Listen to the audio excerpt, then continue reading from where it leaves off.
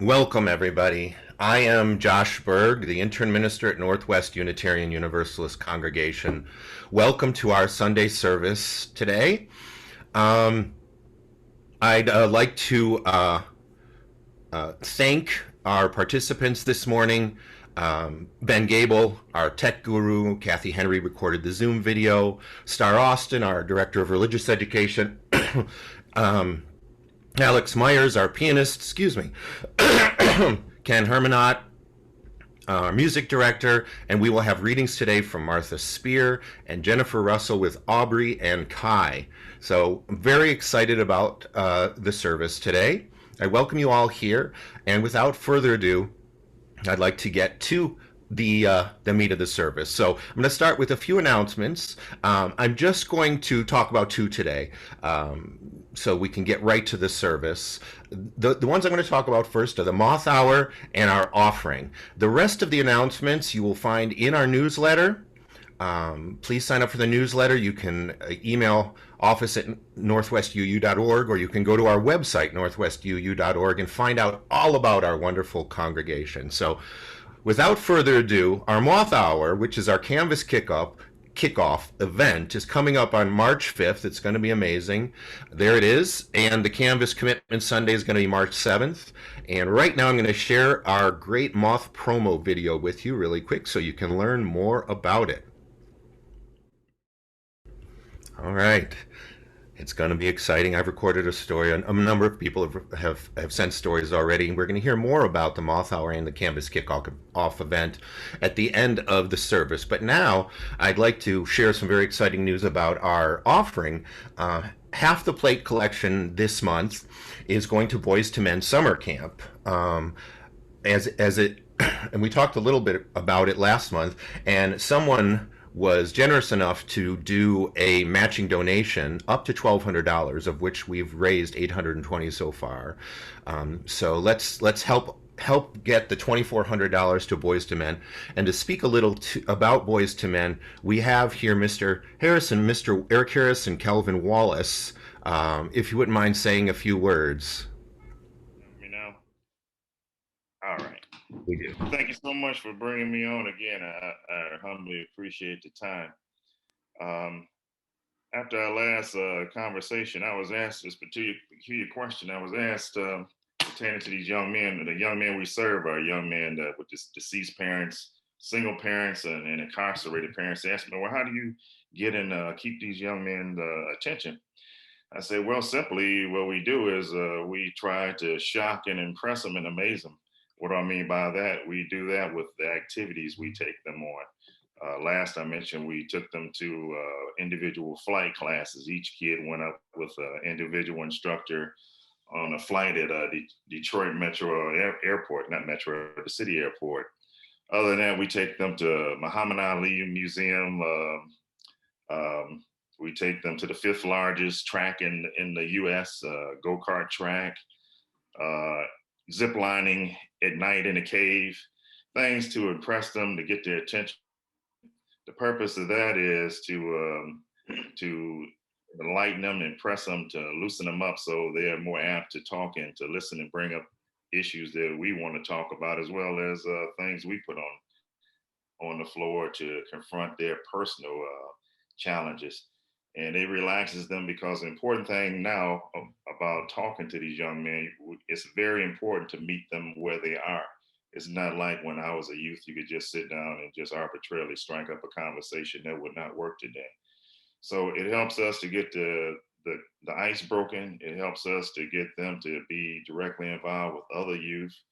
It helps us to use peer pressure to impress upon other young men withdrawn, not motivated, they don't have that personal fortitude. Well, they take leadership, they get excited, they want to be involved with the other young men. They see the possibilities and the different levels of life. They're just shocked and amazed. Um, brings great joy to my heart. One of the best two examples I've ever seen of them being impressed is the flights and the zip lining at night through a canyon in Virginia. We really got a lot of conversation and and feedback from that. And it leads us to do exactly what we want to do, which is impress, refocus young men and give them possibilities that they are not aware of.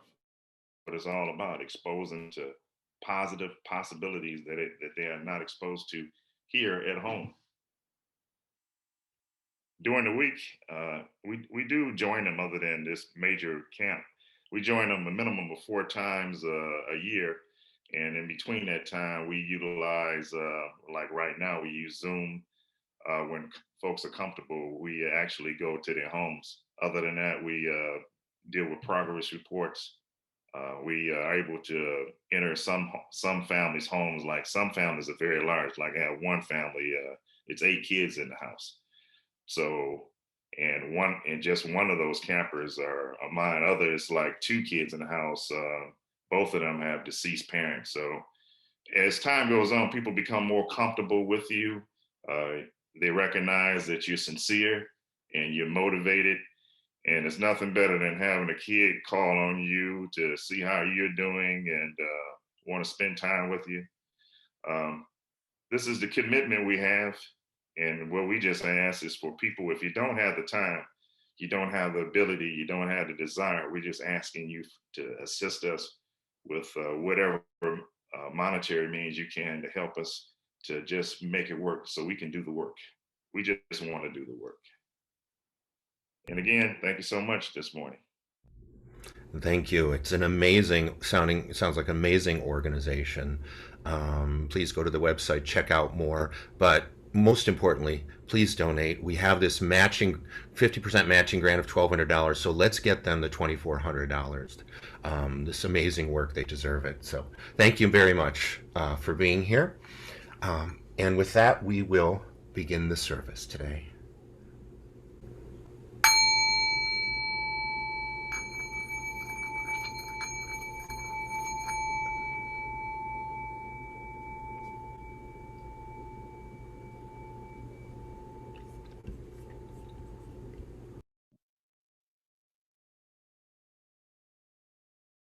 The following are excerpts adapted from Martin Luther King Jr.'s The American Dream sermon delivered at Ebenezer Baptist Church, July 4th, Independence Day, 1965.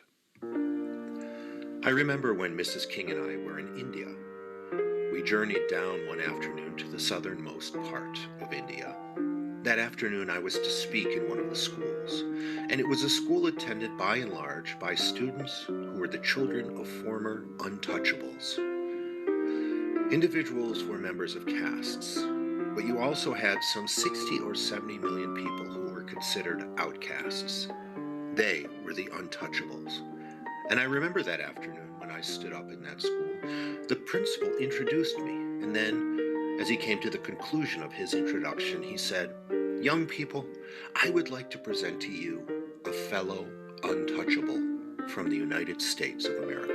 And for the moment, I was a bit shocked and peeved that I would be referred to as an untouchable. Pretty soon my mind dashed back across the mighty Atlantic, and I started thinking about the fact that at that time, no matter how much I needed to rest in my tired body after a long night of travel, I couldn't stop in the average motel of the highways and the hotels of the cities of the South. I started thinking about the fact that still in too many instances Negroes have to go to the back of the bus and have to stand up over empty seats. I started thinking about the fact that my children and the other children that would be born would have to go to segregated schools. I started thinking about the fact 20 million of my brothers and sisters were still smothered in an airtight cage of poverty in an affluent society.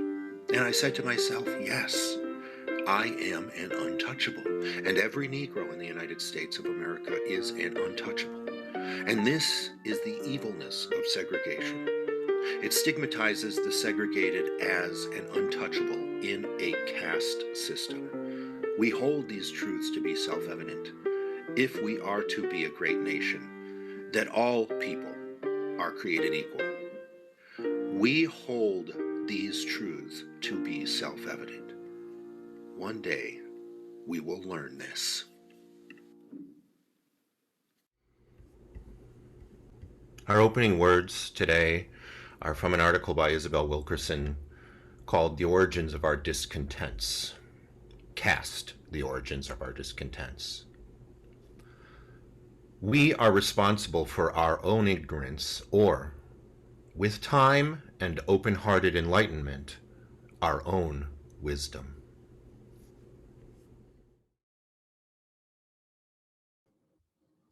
Good morning. It's Kai and me this morning, and we're here to light our chalice as we do every Sunday. For every time we make a mistake and we decide to start again, we light this chalice. For every time we are lonely and we let someone be our friend, we light this chalice.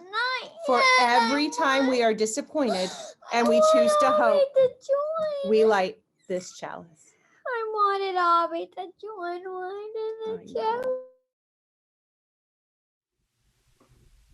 Thank you very much, and thank you, Kai, for such compassion for Aubrey. This is what we need, compassion for each other, and the chalice lighting was beautiful. Thank you, Jennifer, Kai, and Aubrey.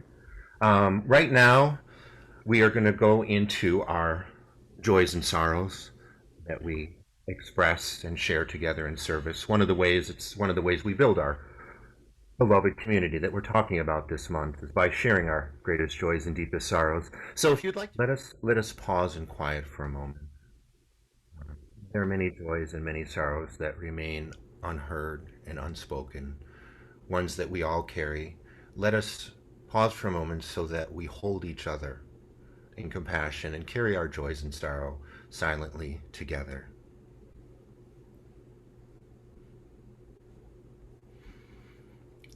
And I would like to offer to the joys and sorrows a prayer response from a book called Sidur HaKohanot, which means a Hebrew priestess prayer book. It's an adaptation of the Jewish prayer book.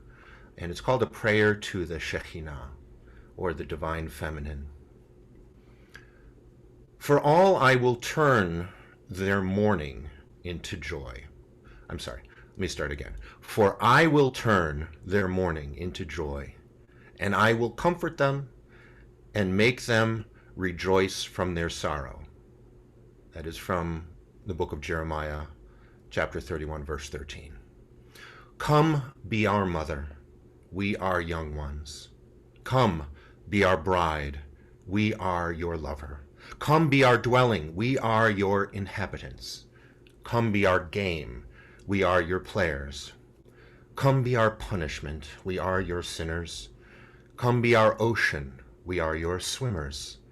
Come be our victory, we are your army. Come be our laughter, we are your story. Come be our Shekhinah, we are your glory. We believe that you live, though you delay, we believe you will certainly come.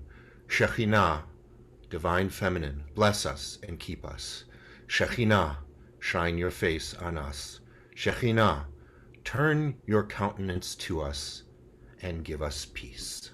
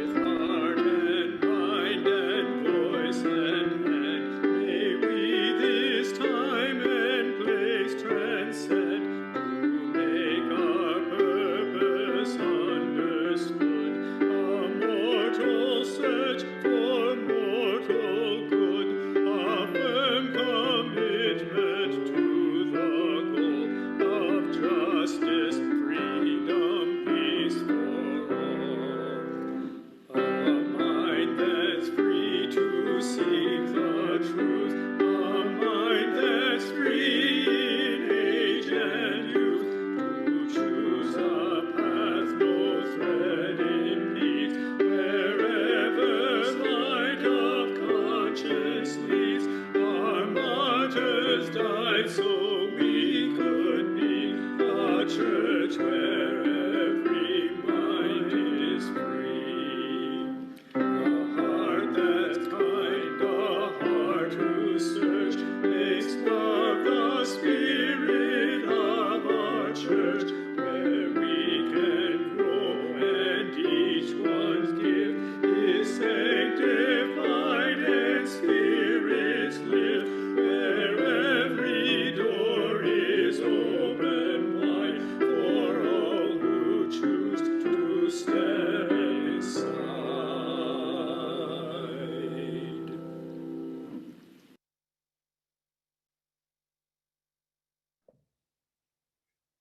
Good morning. This morning, our story comes from a Middle Eastern Islamic folk tale. It's about a hardworking man named Mullah Nasruddin. Now, Nasruddin had been working in the fields all day long. He was tired and sweaty. His clothes and his shoes were covered with mud and stains. And he had been fasting, for it was Ramadan.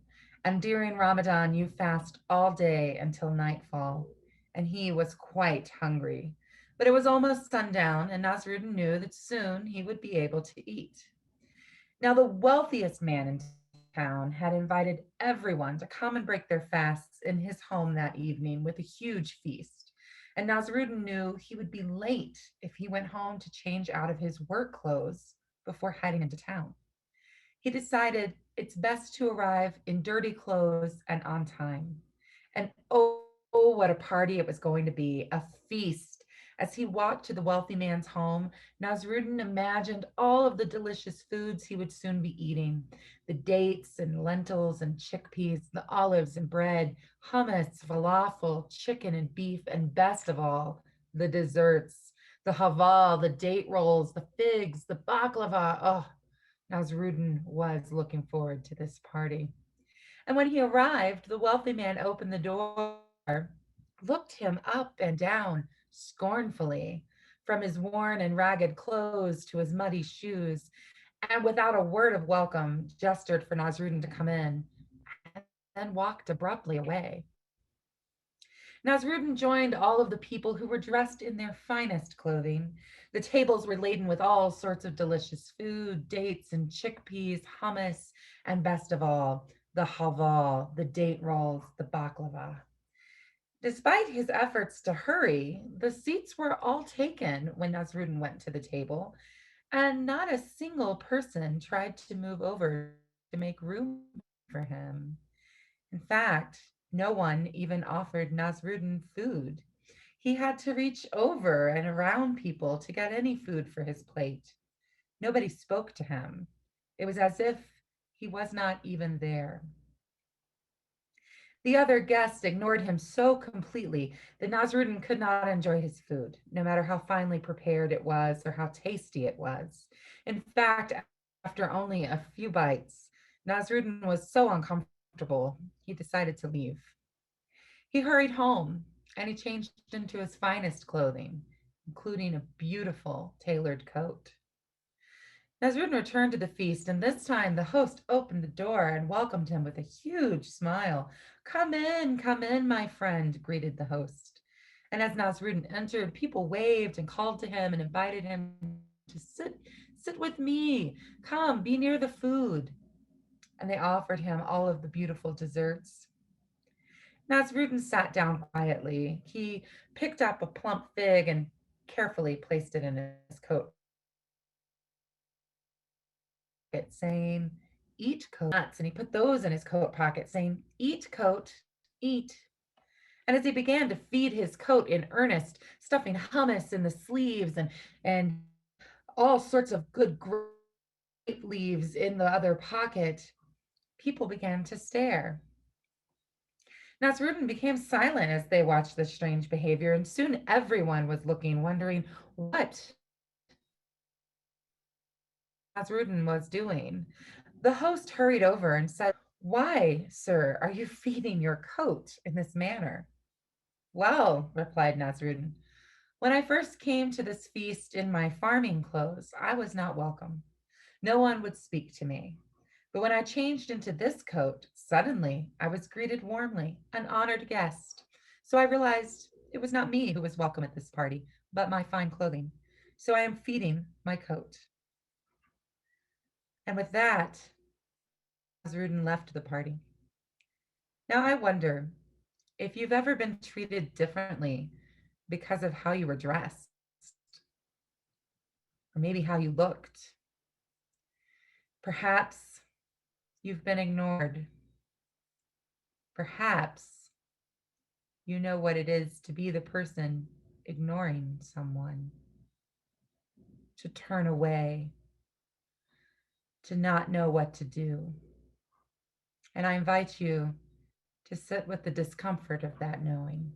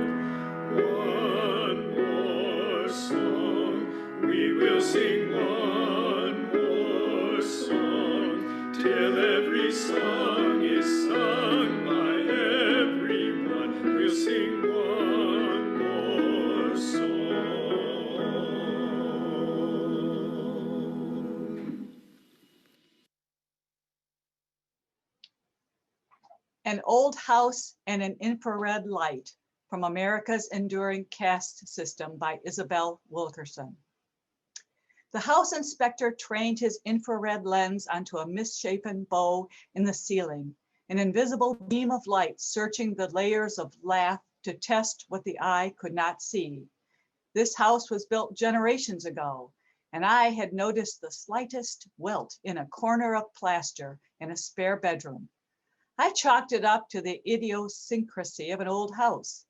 Over time, the welt in the ceiling became a wave that widened and bulged despite the new roof. It had been growing larger beyond perception for years. An old house is its own kind of devotional, a dowager aunt with a story to be coaxed out of her, a mystery, a series of interlocking puzzles awaiting solution. Why is this soffit tucked into the southeast corner of an eave? What is behind this discolored patch of brick? With an old house, the work is never done, and you don't expect it to be. America is an old house. We can never declare the work over. Wind, flood, drought, and human upheavals batter a structure that is already fighting whatever flaws were left unattended in the original foundation. Further, we in America are like homeowners who have inherited a house on a piece of land that is beautiful on the outside, but whose soil is unstable, loam and rock heaving and contracting over generations, cracks patched, but the deeper ruptures waved away for decades, centuries even. Many people may rightly say, I had nothing to do with how this all started. I have nothing to do with the sins of the past.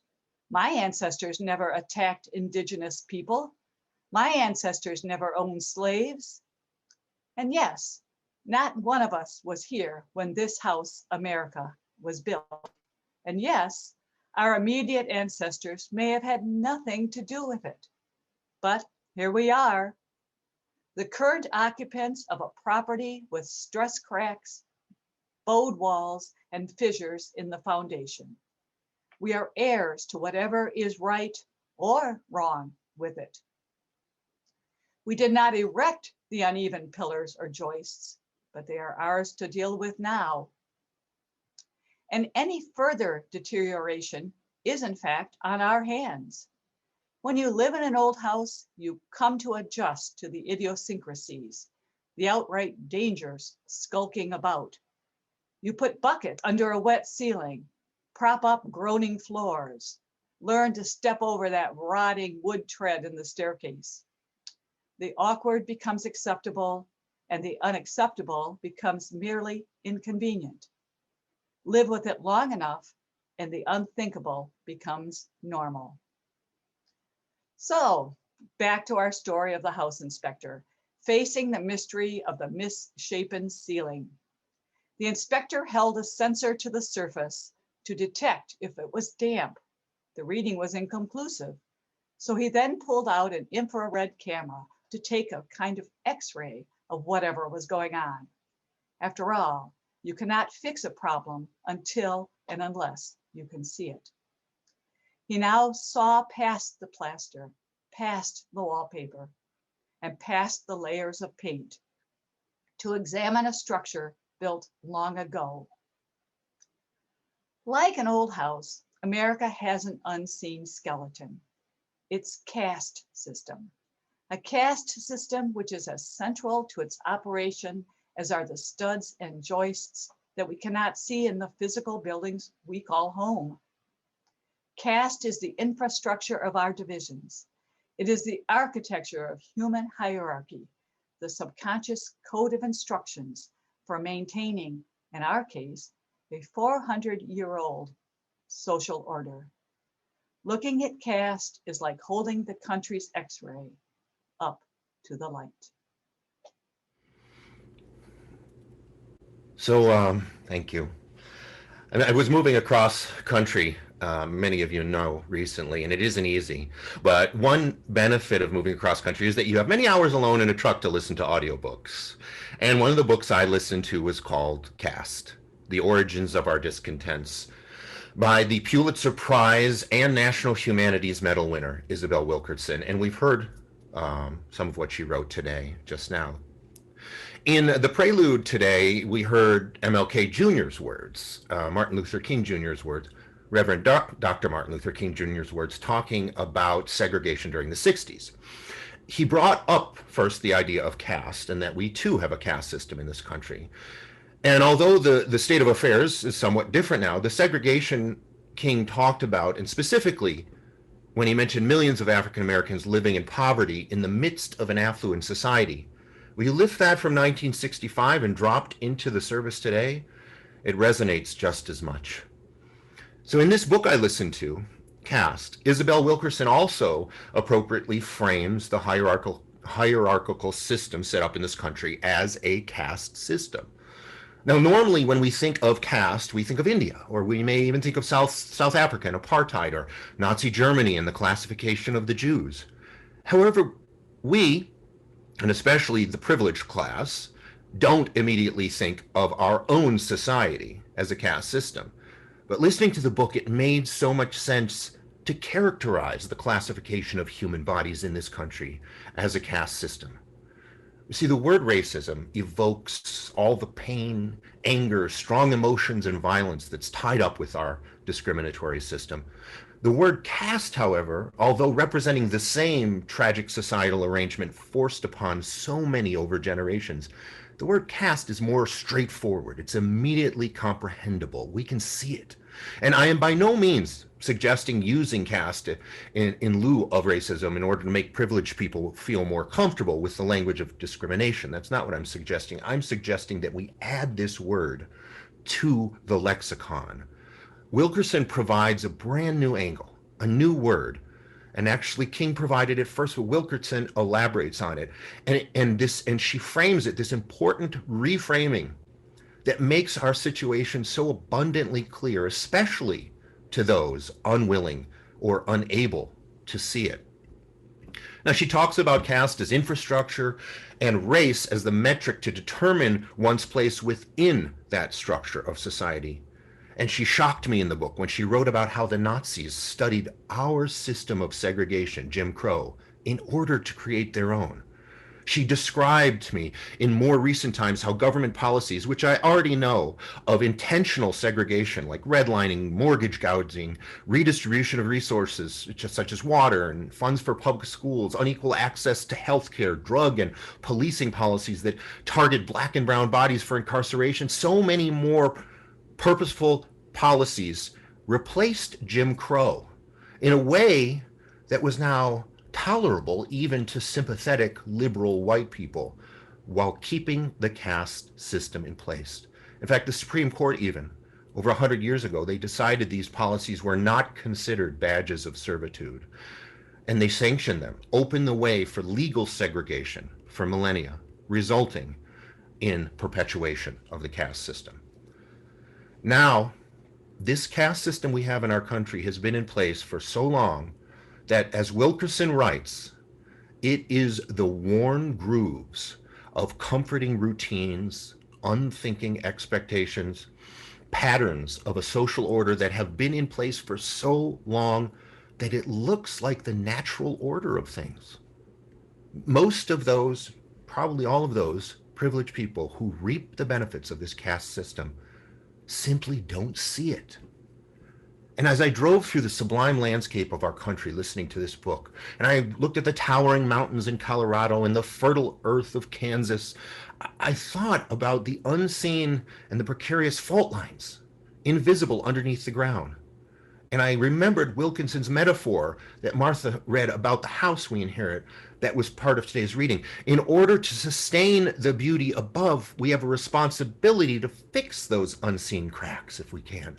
Living our values, our UU values, means educating ourselves about the cracks in our society as well, being accountable for ignoring them and making them worse, and being responsible for repairing them. And listening to all this, I just knew I had to bring up caste as soon as I listened to Wilkerson's books, because if we want to truly live our UU values, we had better start seeing it. And at this point, it's not just a plastering job and fixing a wall. Fortunately, we have to take the entire wall down. We have to restabilize it, put it up again.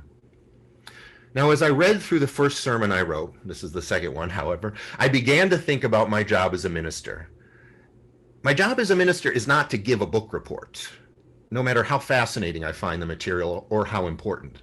And although this was a brand new angle to frame racism and frame our problems, it was an important angle, the members of this community certainly know about the problem of racism.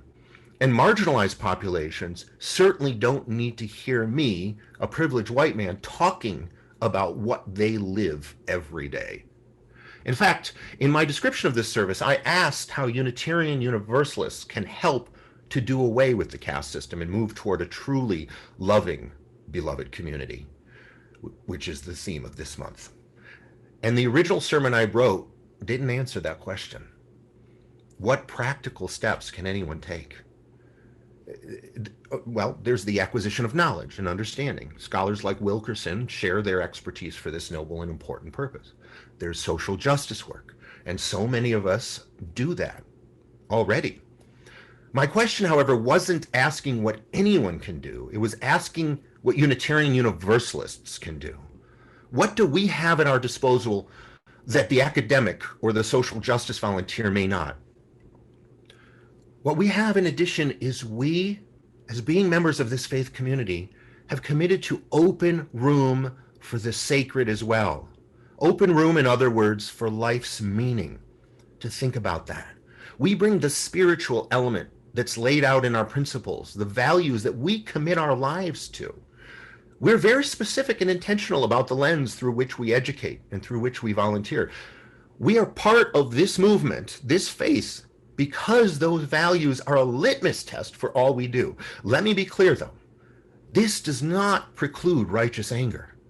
Nobody, especially the privileged, has the right to dictate a reaction to hate and violence to which we cannot even pretend to relate.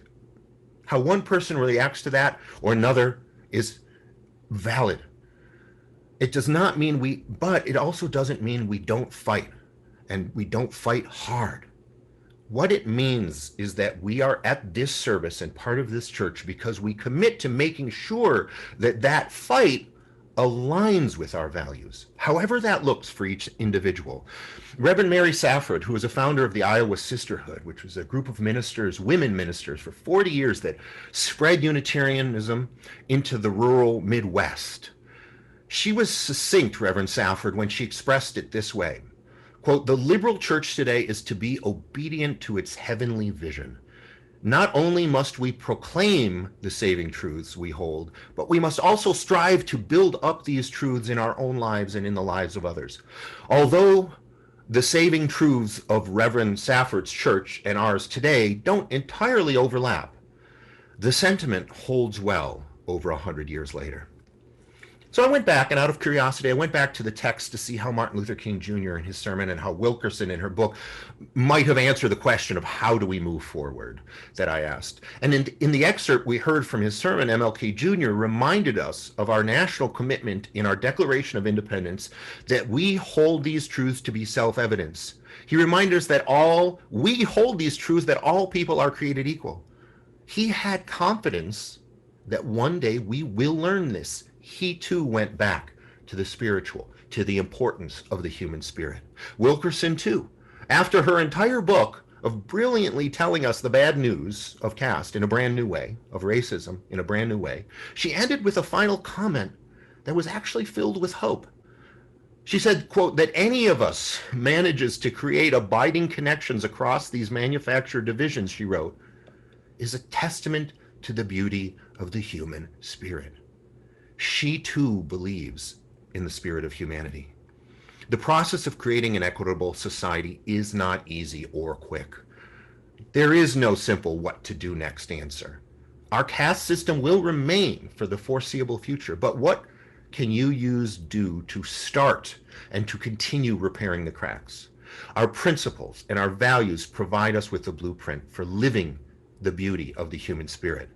Cast off every day by spreading your values, modeling your values, living your values in everything you do. And I want to add quickly at the end an example of this that just came up this week. So just if you'll give me 2 minutes. Now, once again, this is an example of a reaction from a white person, a person of privilege. So it's not an example of a reaction that anyone have. It's an individual reaction and how this person used their UU values to react.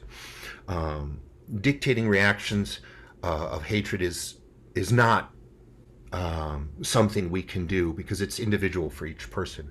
But what happened with this person, it's Reverend Julie Brock of the Community UU Church of Brighton. Last Sunday, February 14th, on Valentine's Day, white supremacists Zoom bombed the church service of Cub, the Brighton church, while they were celebrating the legacy of civil rights achievements in that Sunday service. And Reverend Julie Brock wrote an open letter to them. And it was an action that was through the lens of our UU values and love. She wrote to the people who virtually attacked my church this past weekend. And let me say, she didn't compromise and say that what they did was right. She had righteous anger. She said, I'm sorry for what happened that filled you with so much hate. She wrote, I don't know who hurt you enough to make you want to threaten someone you've never met, but I want you to know you deserve better. I live in fierce resistance to your actions and your harmful viewpoints. I also hold your evident pain in the utmost compassion. I'm writing to you today out of that compassion, and I want you to know 3 things, she wrote. She wrote, 1, I am not afraid. If your objective was to use fear to change my behavior, to make me less outspoken, it didn't work. I will not hide. I don't think you intend to do the awful things you described doing to me, but even if you did, it wouldn't accomplish much. When you broke into our service, we were celebrating the beautiful sacrifice of brave people who used their life force to bend the arc of the universe towards justice. If I wasn't around to do it, there was a whole Zoom room full of people who would take up the cause in my stead with renewed vision and purpose. And our love conquers any hate any day. So I think you were blowing a bunch of hot air, but even if you weren't, your violence wouldn't help you accomplish your goals. Second point, I owe you great thanks, she wrote. The day you threatened us, the surrounding community came out in droves with messages of solidarity and support. We heard from the Livingston Diversity Council, Congresswoman Alyssa Slotkin and her brilliant staff, the Livingston County Sheriff, other local churches, and most importantly, a whole wide range of our neighbors. In response to your actions, we have found so many more who are also working to build the beloved community. I thank you for the introduction and deepened connection. 3, finally, I want you to know I forgive you. Perhaps you aimed to trespass on our sacred time in our sacred space, but there can be no trespass when all are welcome. Now, I can't let you make a mess of my worship service anymore, but you are welcome to get in contact with me. My information is public. I will hold your anger and your fear that the world of white domination is going away, because you're right, it is. I will travel with you through the valley of hatred and shame, and we can arrive together to the beautiful reality of blessed human interconnection. Trust me, it's so much better than holding on to outdated rage and nonsensical ideologies. And the tech is easier to access when people are willing to give you the password. And she concludes with this. I have no idea if you will read this, and if you do, I have no idea if these words will reach you. But it's not my job to worry about that. My job is to practice love, live with integrity, and fight to uphold the worth and dignity of every person. There is no dignity in how you behaved. I believe you can do better. There is more love somewhere. I pray you keep on till you find it. I'm here if you get lost along the way. With peace and blessings, Reverend Julie Brock, Minister, Community, Unitarian Universalists in Brighton. That's an example of living our values.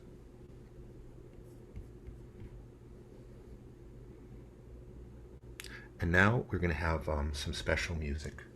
Heart is Wide Open. It's a song by Danya River.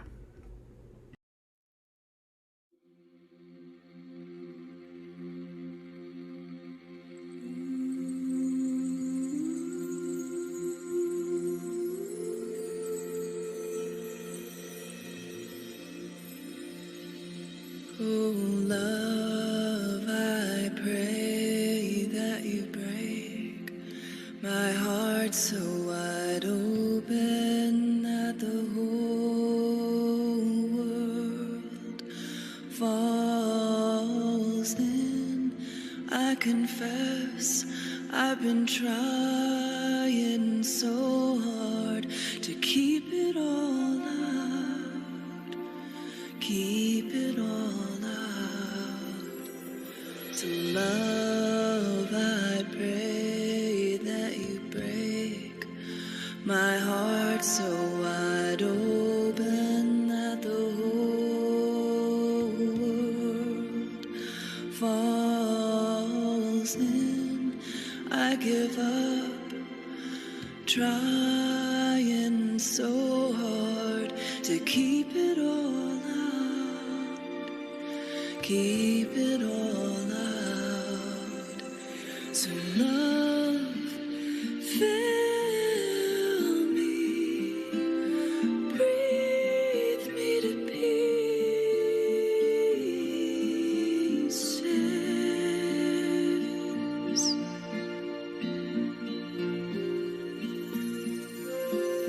Love, I pray that you break my heart so wide open that the whole world falls in. If I'm made for love, make me strong enough.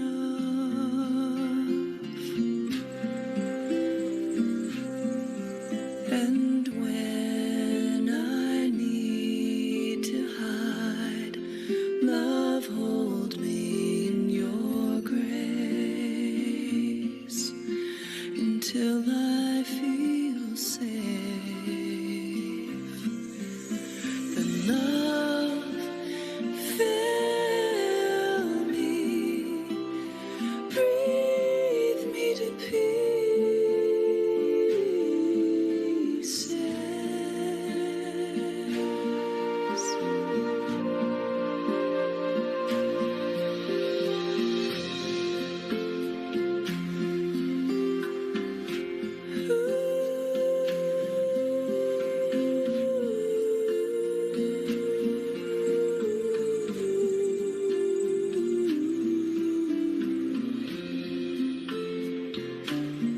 Love, I pray that you break my heart so wide open that the whole world falls in.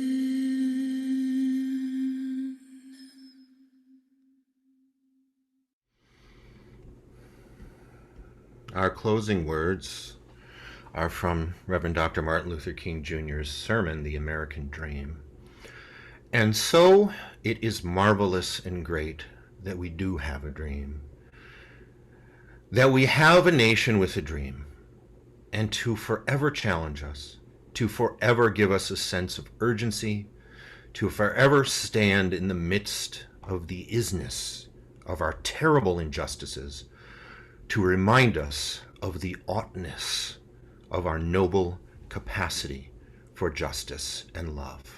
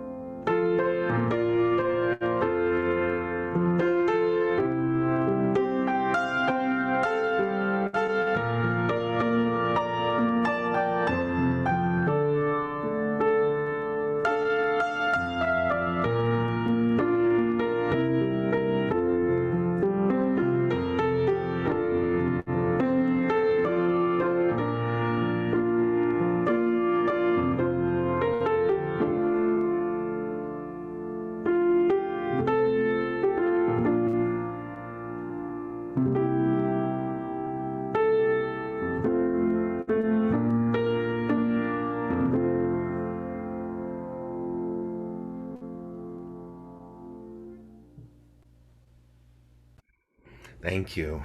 There is love out there. It's beautiful. Thank you all for the service today. Before we go out into breakout rooms, first of all, I'd like to point out that I got this shirt for my 50th birthday. I'm not actually in Hawaii. And I'd also like to offer you a couple of great surprises. First of all, when it comes to the Moth Hour on March 7th, we have an incentive for people to attend the service on March 7th, which is our commitment Sunday after the Moth on March 5th. In light of the likelihood that we'll be physically back in our building, hopefully before this calendar year is over, we'll be having a drawing on March 7th to give away the special, highly coveted, reserved parking space on the northwest side of the church. And this space comes with your very own personalized nameplate sign. To be eligible for the drawing, you have to be in attendance on March 7th. That's it. And some of you may be wondering what a moth story looks like. So we have an example of a moth story here from our very own Bob Holly, which I'll play, and then we'll send you all out into the breakout rooms. I'm Bob Holly. My example of commitment is that I was able to do something that very few people have ever done. I have kept the New Year's resolution that I made, I think about 4 years ago, to get 60 minutes of exercise at a minimum every day. I've always gotten exercise, but I wanted to make sure that this would be a commitment that would push me out of the house, even when it wasn't a good day to do it. I have gone out to complete my exercise when it's been below 0 and over 100. I prefer cycling in the warmer months of the year, but I do it by walking when cycling isn't possible. I have, even in the last year or so, upped my commitment to 90 minutes on most days, with 60 minutes being the floor. What has been interesting to me is that it shows that commitment can create good habits in the same way that bad habits can be created. I feel psychologically troubled if I'm not getting my exercise, and I work very, very hard to do it. It also indicates that making a habit of something is one of the good ways to make sure that it continues to happen. And so that while at the beginning I may have had some concerns, now it's just something that's part of me.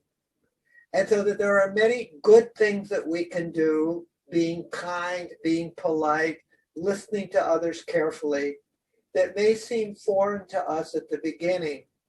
But if we do them for a while, they become natural.